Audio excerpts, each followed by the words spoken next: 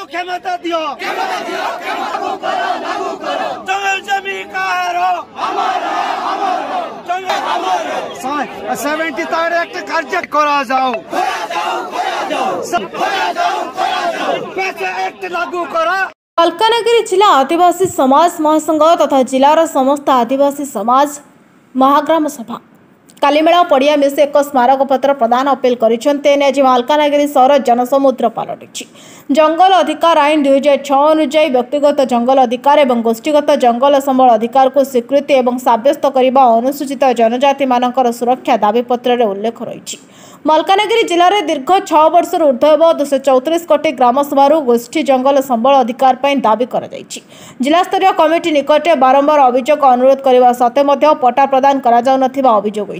93टी ग्रामसभार दाबी गत 18/5/2023 और 141 ग्रामसभार गोष्ठी जंगल संबल अधिकार दाबी जिलास्तरीय कमिटी द्वारा गत 23/2/2024 तारिख में अनुमोदन किंतु पट्टा प्रदान करने कौन से प्रकार कार्यानुष्ठान ग्रहण न कर मालकानगिरी जिलार समस्त अनुसूचित जनजाति मानक प्रति एक ऐतिहासिक अन्याय करा आदिवासी महासंघ अभियोग करिसेंते। खूब शीघ्र गोष्ठी जंगल संबल अधिकार व्यक्तिगत अधिकार पट्टा बंटन प्रक्रिया को त्वरान्वित करने को स्पष्ट करने को दाबी करिसेंते। उभय व्यक्तिगत और गोष्ठीगत दाबीगुड़िक विलंब नक तुरंत समाधान करने को दाबी होइछि एवं अनुसूचित अंचल स्वयं शासन तथा आदिवासी संप्रदायर अधिकार सुरक्षा को सुनिश्चित करने पेशा आईन 1996 प्रणयन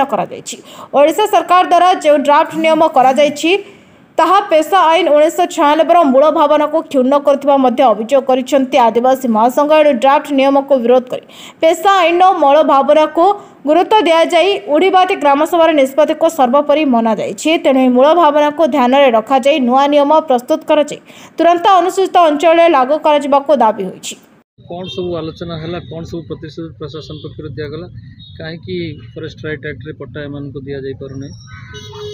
देखो आज आमर जो आदिवासी समाज विश्व आम जो जिला आदिवासी संघ तरफ बहुत मैंने आसते सब आम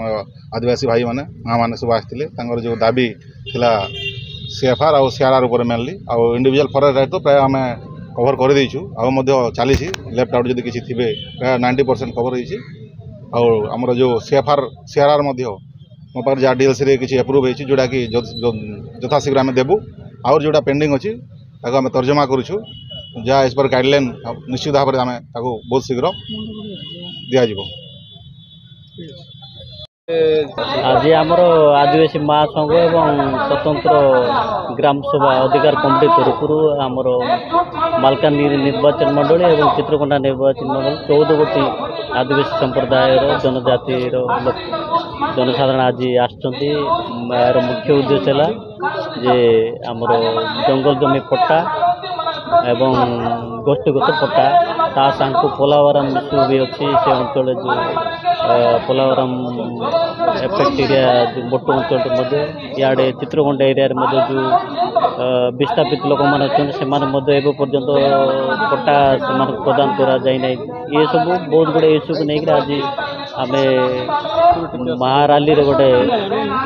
आयोजन होता एवं बर्तमान आम जिलापाल महोदय को से मेमोरेंडम देलु से कहते मु पूरा डिटेल्स जानिक टेक्निक तदंत करके जोटा जेन्युइन क्राइटेरिया अच्छे से सब कर सब प्रदान करी से निजे मत प्रकाश कर दाबी पूरण है तो आम निष्पत्ति नहीं पुणी जिलापाल कार्यालय आगे आम सबुदिन जो पर्यंत कार्य दाबी पूरण होने से पर्यंत आम अनशन बसवाई जिला आदिवासी महासमाज तरफ विगत दिन में जो प्रकार दाबीपत्र दिखाई जंगल जमी व्यक्तिगत जमी उपर जो आदिवासी मान को विभिन्न प्रकार दाबी देला परे मध्य जिला प्रशासन गुरुतर सहित नहीं नथिला तेणुक प्रतिवाद स्वरूप आज 14टी समाज तरफ एकजुट हो आज रैली रे आसी माननीय जिलापाल को पाखे दाबीपत्र देले माननीय राज्यपाल तथा मुख्यमंत्री को उद्देश्य दिया अति अल्प समय भितर जदि से दाबी जदि पूरण करान जाए आदिवासी मानकर जहाद्वारा कि से आगामी दिन में बहुत विप्लवात्मक पंथा नेबाई करेंगे बोलिकी आज विराट रैली 20,000 उपरे समावेश करते तेणुक यहाँ मुझे चाहे गोटे उपदेष्टा भाव में आदिवासी महासमाज आदिवासी मानकर सरलतार सुजोग नहीं जिला प्रशासन किंबा राज्य केंद्र सरकार जो प्रकार अवहेला करुँच टालटुल करुँच निवृत्त रुहतु एवं सेमानकर सरलतार सुजोग नहीं किना सेमानकर सहीबार एटा को परीक्षा न करंतु। आगामी दिन जदि आईन श्रृंखला हम से सरकार और प्रशासन दायी रही। मालकानगिरी जिला गोपाल विश्व सुशांत मंडल रिपोर्ट नायवती टीवी।